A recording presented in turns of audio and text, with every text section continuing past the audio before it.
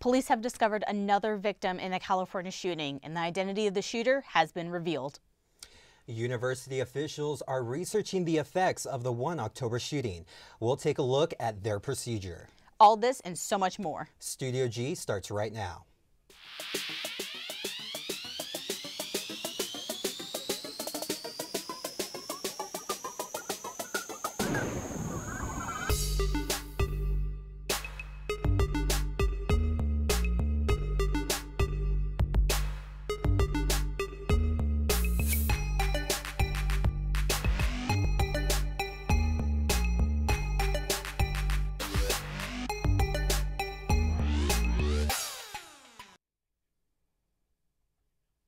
Good afternoon and welcome to Studio G. I'm Caitlin Knapp. And I'm Joaquin Lomeli. A woman has accused Minnesota Senator Al Franken of groping and forcibly kissing her without her consent. Leanne Tweeden is a morning news anchor for the radio station in Los Angeles. She says the allegations occurred in 2006 while on a USO tour in the Middle East to entertain the troops. We warn you, the following photo may be discomforting to some viewers.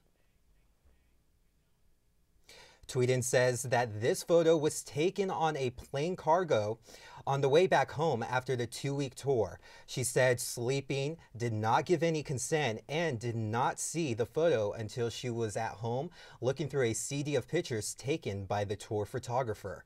Tweeden says she felt violated and humiliated, but did not report the incident in fear of harming her broadcasting career. Tweeden says she is coming forward now after hearing Representative Jackie Speer and other women tell their stories on sexual harassment. In a statement to reporters, Franken said he did not remember the kissing incident, but he should have not behaved the way he did in that photo. The death toll in a California shooting that occurred Tuesday that spanned to nearly 7 locations. That death toll is now at 6 as shooter Kevin Neal's wife has been found dead in her home. We couldn't find her yesterday. We located her dead body concealed under the floor of the residence last night.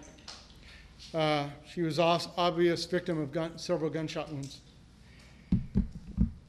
We believe that's probably what started this whole event. One of the areas Neal targeted was an elementary school. Rancho Tehama Elementary went on lockdown after hearing gunshots fired outside. Police say when Neal could not get in, he began shooting through windows and walls, shooting one student. Several others were injured from flying glass. Police responded to the scene where Neal was shot dead. A number of magazines, firearm clips were found there. So I believe he, during his assault of the school, lost some of his ammunition. Secondly, I believe that not being able to penetrate the doorways or enter the school frustrated him.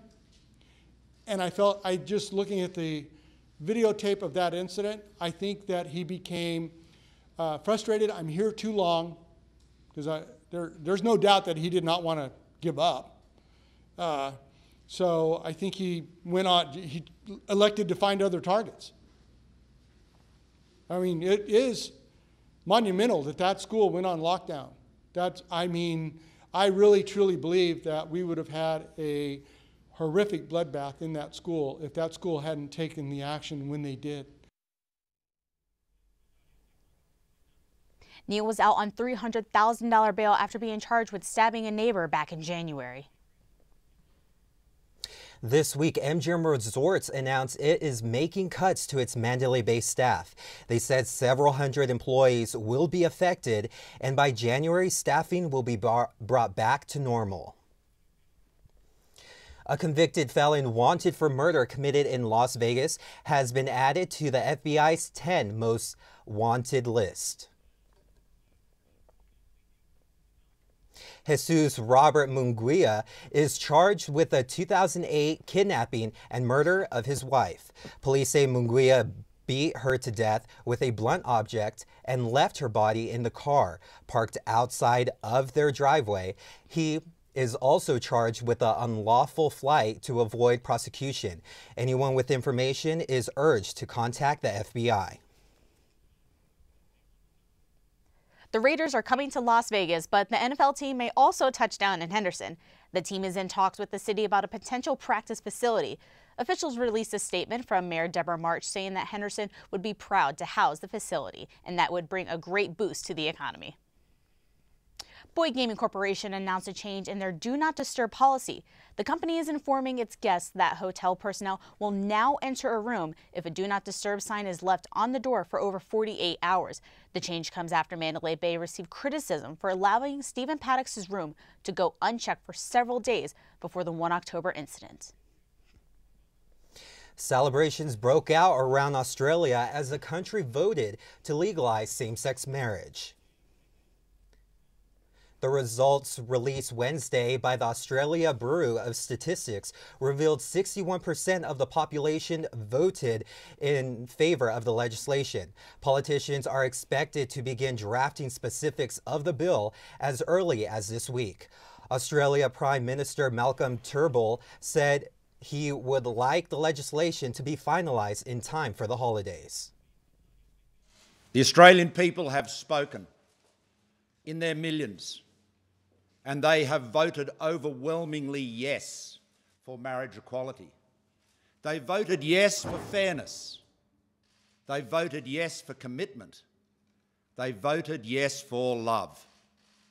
And now it is up to us here in the Parliament of Australia to get on with it, to get on with the job the Australian people have tasked us to do and get this done this year before Christmas. When we come back, I'll have your Rebel Roundup for the week. Plus, Studio G reporter Brianna Haney has a special interview with the UNLV debate team. Don't go anywhere, you don't want to miss this. You don't get to do an internship, you have to do an internship. It's one of the requirements for a journalism major. You have to do an internship before you can graduate. Definitely having an internship as a requirement really helps push yourself out there and to just remind you that your graduation is coming up soon. You're going to have to need some work experience in your career. So it's really good to put yourself out there early on, and they tend to help students a lot more. So when you do a student internship, it really helps out a lot.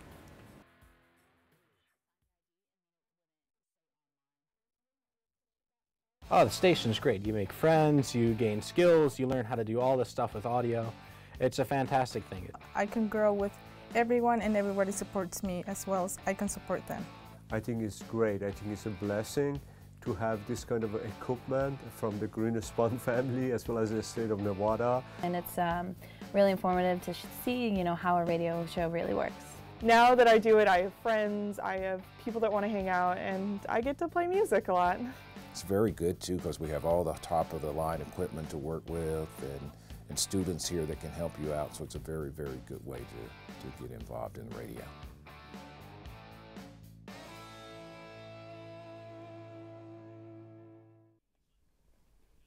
Welcome back, Rebels. UNLV researchers are conducting a study about the 1 October shooting to find out whether certain personality types may be more vulnerable to trauma than others. Psychology assistant professor Stephen Benning is collecting narrative accounts from Las Vegas victims and residents about the October 1 shooting at the Route 91 Harvest Festival. The study is aimed towards people who attended the event or those who just heard about it within the first 24 hours. Enrolled people up to a month after it happened. The reason for doing that is that diagnostically those symptoms fall within acute stress disorder within the DSM. And then after a month, people start qualifying for post-traumatic stress disorder. So we have concluded our initial enrollment and will now be following people up 1, 3, 6, and 12 months afterward to get a sense of how their symptoms change over time. The study will examine how people's stories of the tragedy are associated with symptoms of traumatic stress and depression, as well as their personality traits, growth from trauma, and beliefs about the traumatic event. Up to a month after it happened. The reason for doing that is that diagnostically those symptoms fall within acute stress disorder within the DSM. And then after a month, people start qualifying for post-traumatic stress disorder.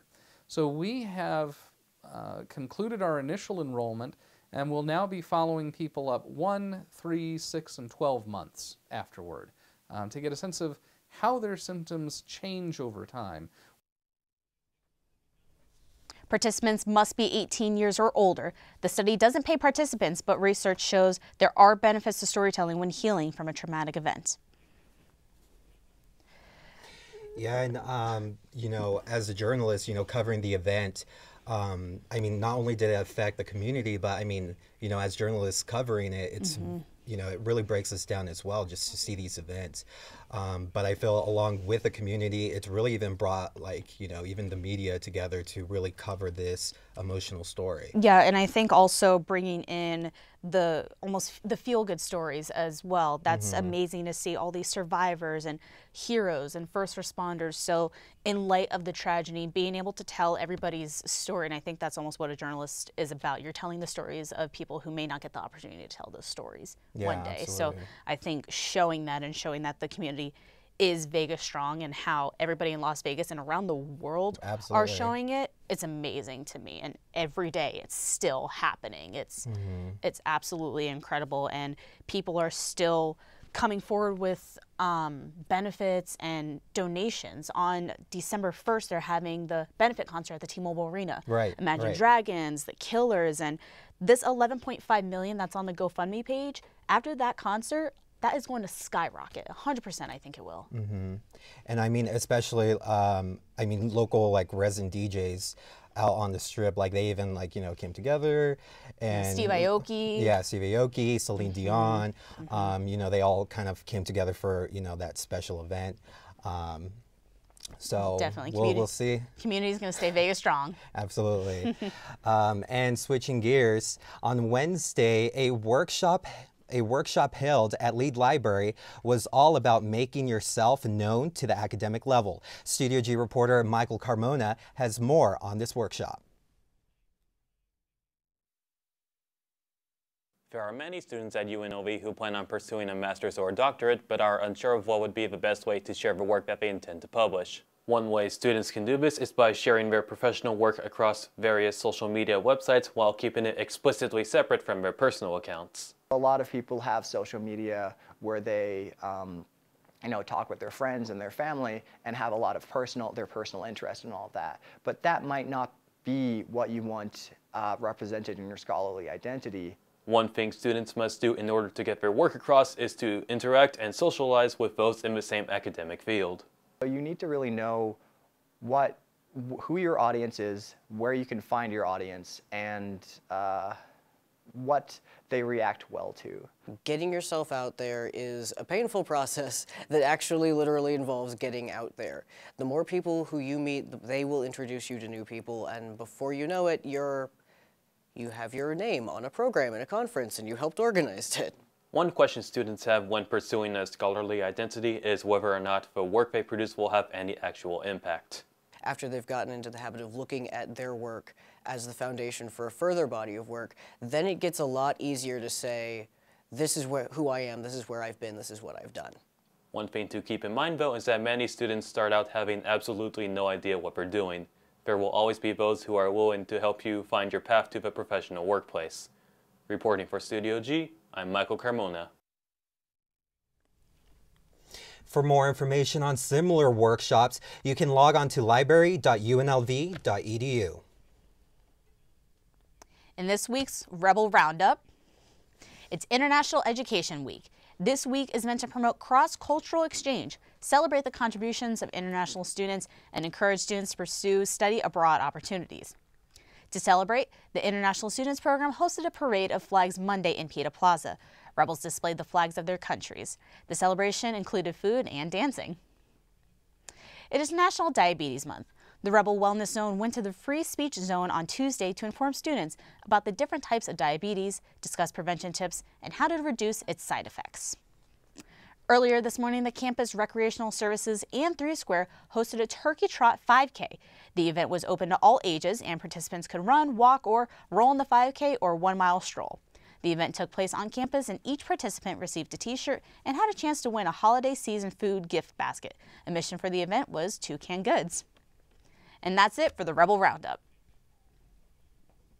Coming up, we'll have an interview with the director of the Sanford I. Berman Debate Forum, Jacob Thompson. And later, we'll have a preview of the iconic Macy's Thanksgiving Day Parade. You don't want to miss it. Metropolis is a 30-minute show that airs every Tuesday evening at 91.5. You're going to hear Dr. Gary Larson along with our regular contributors talking about what matters to our community. And not only what matters, but why does it matter? We look at our community as a whole, but we also pay special attention to what's happening here at UNLV because that's our home as well. So looking at our Metropolis through the lens of a radio show really gives us the unique perspective to tell a story through words and through people, and I think it makes for a great program.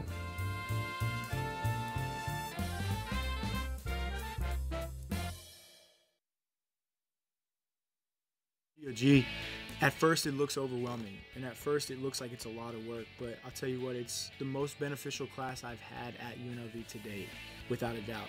You get to not only develop stories and work on your interviewing skills, your editing skills, and your shooting skills from a camera perspective, you get to work on all the equipment that's in the studio. So you're working on audio, you're working on directing, tech directing. You get to produce your own show. You can take a 30-minute newscast and make it your own. And that's really cool about Studio G. Like I said, a lot of it seems overwhelming at first, but it is by far the best class I've taken at UNLV since I've been here.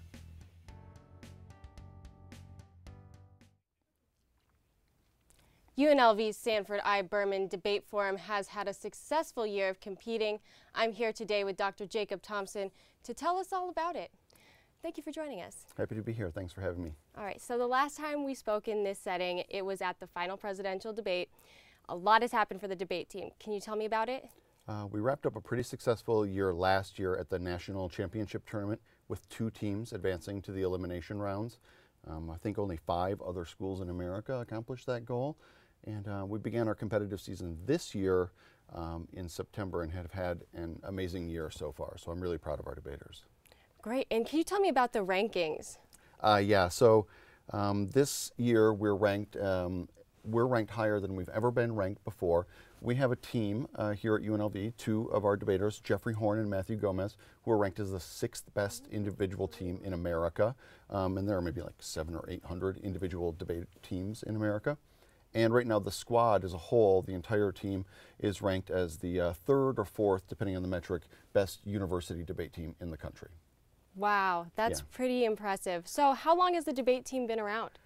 This is our 10th year anniversary this year, so we're really excited about that. We're planning some alumni events, but we're really a young team in the pantheon of debate teams all around the country, so 10 years. Wow, okay, great. So how did you get involved and what inspired you to become the leader? A long time ago in a galaxy far away, I was in middle school, and we had a constitutional convention in middle school where we play acted to be the framers of the Constitution. And following that, the teacher said that I should try out for the debate team in high school. I did that and kind of fell in love right away and haven't looked back since. So I've been doing it now for over 20 years. And it's the thing that really made the most difference in my life. And so I'm excited about the ability to pay that back to students every day. So what about students here at UNLV? Can we watch? Can we take part in this? Well, first of all, any student at UNLV can join the debate team if you have the time to commit to it and it's something that you're interested in. We want people on the team that want to be on the team. We are planning some public debate events here on campus as well. Our topic this year is national health insurance or healthcare reform, and so those are going to be really timely debates. We already ran one in front of some high school students that were visiting campus in the Greenspun College of Urban Affairs. So we'll put out information on our Facebook page and publicize those debates as they come up. Great. So how much research and how long do people work before going into one of these debates? The key to success, there are 3 keys to success in debate: preparation, preparation, and preparation. Our debaters work incredibly hard. I tell anyone who's interested in joining the team that they should anticipate spending 15 to 20 hours a week at least working on debate, and many of our debaters spend much more time than that. We start the season on August 1st, which is like a month and a half before our first tournament, so we have like a preseason training camp for the debate team, like the football or the basketball team may have, and the debaters put in a ton of time to excel at this important co-curricular activity. So what sets UNLV apart from the other debate teams? Well, our youth is one thing. You know, we're, like I said before, we're a really young team. We're competing against schools that have had a policy debate team for 100 years, perhaps. We have a really great blue-collar work ethic here at UNLV, which is something that I think is really valuable. It's better to have a student on the team who maybe wasn't a superstar in high school, but who really wants to be good and works hard, than it is to have some superstar in high school who just thinks that he or she deserves to win. So that blue-collar work ethic, I think, really sets us apart. And finally, we're a team-oriented team. We believe that each team on our squad wins because of the work that everyone does. And so we celebrate success from the top to the bottom of the team and think that everyone's an integral part of that. Excellent. So everyone that has come into the Greenspun Hall has seen your trophy cases. Tell us about that. Well, that's not the extent of it, unfortunately. We got another one on the way. Got a couple boxes of trophies in my office. We have too many trophies, which is the best problem that a debate coach can have, I think. But we're putting another trophy case in our debate team squad room, which is over in the CBC. And we're really happy that the dean let us put our main trophy case down on the first floor of Greenspun Hall, where everyone can see the amazing accomplishments of the team. And we're really proud to just represent the Department of Communication Studies, the Greenspun College of Urban Affairs, and UNLV. Okay, is there a particular trophy you're proud of? Is there any highlights? Like, what are your favorite wins? Well, we just won the tournament that we host here at UNLV this year. And so that was really excellent for us to win on home turf. We defeated 3 teams from Cal Berkeley in a row in the quarterfinals, the semifinals, and then the final round. And they're a really good squad as well. And this year, the top team of Horn and Gomez have advanced to the Elite 8 at all 4 of the major national tournaments that we've had at Georgia State, Kentucky, Gonzaga University, and now Wake Forest University. So I'm really proud of those performances as well. Great. Yeah. So what's coming up? Okay, what are you excited for the rest of the semester, and how can we check out the debate team? Okay, well, our team's goal is ultimately success at the national championship tournament. This is a year where we should be ranked very high in the preliminary debates, and we think that we have a really good shot at winning it all this year. Any team that can make it into the quarterfinals or the Elite 8 at a regular season at lots of regular season tournaments could win the national championship, and so we think that that's within striking distance for us. We've got to keep working and stay hungry. So we're really looking forward to that as the season closes out, and we're going to keep working hard for that ultimate goal. Great. Thank you so much. Thanks for coming in today. And thank you for being here, Jacob. And it's time to take a break right now, but coming up, we'll have a little Thanksgiving preview for you. Don't go anywhere. Sunday evening jazz. I mainly play a lot of contemporary jazz music from the 1960s up until about 2012, 2013. When I go on, just explain who it was, the name of the song, the name of the artist, maybe the name of the album, their career. I just hope that everybody enjoys it and appreciate it for the kind of music it is and how great it is.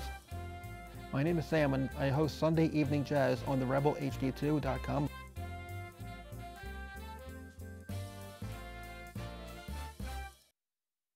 My goal is to be an on-air personality, and that's what my career is. It feels really incredible because I've been wanting to do something like this for my whole entire life since I was little. I mean, it's an opportunity to express myself, get my voice out in public, and get heard for things that I feel strongly about. This station helped me out a lot, gave me a lot of information I didn't know about a radio station in general. I mean, it was really easy to get a show here. I took the classes and did the shadowing. They give you a lot of freedom to do what you like, and I feel like there's a lot of support in places you can get answers to. It's just an incredible experience because I could take what I learned here and I could turn it into something more.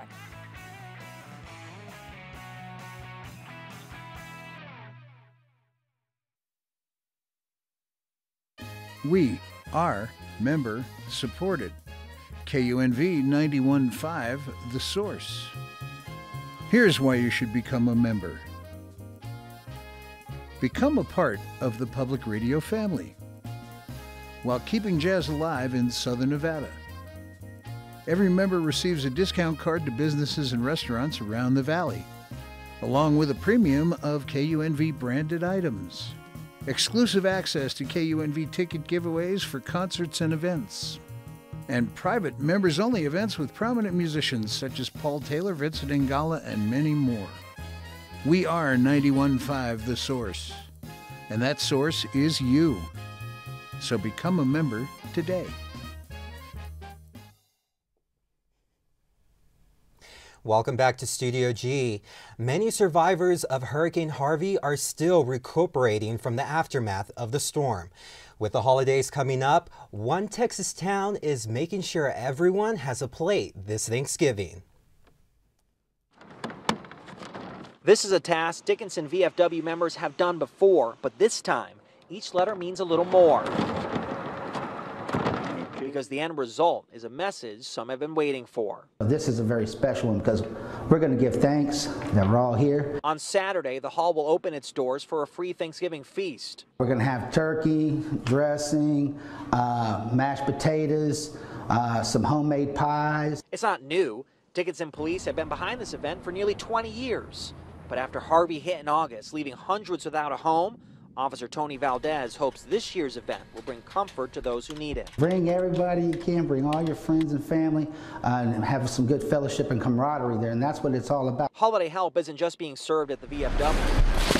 The Galveston County Food Bank is sending 1,000 Thanksgiving boxes to Dickinson ISD families. We can help ease the burden of having to figure out how they're going to be able to provide for the family. The focus may be on Dickinson, but the food bank says it's not the only place needing help. We still have clients that are in need throughout the entire Galveston County area. Because of this, the call to action won't end with Thanksgiving. Officers and the food bank are gearing up for Christmas, a holiday storm victims know is approaching. We wanted to get back for Christmas, but I don't know if we're going to make it. At least neighbors know if they don't make the deadline, they've got support close by. It says a whole lot. It says a whole lot. And in Dickinson, they've got the sign to prove it. Nick Notario, 13 Eyewitness News.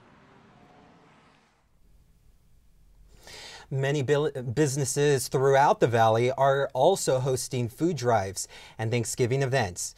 The Golden Tiki is hosting its Charlie Brown Thanksgiving celebration. The event will be held at 9 p.m. on November 22nd, hoping to attract Thanksgiving orphans or hospitality workers who are unable to celebrate with their families.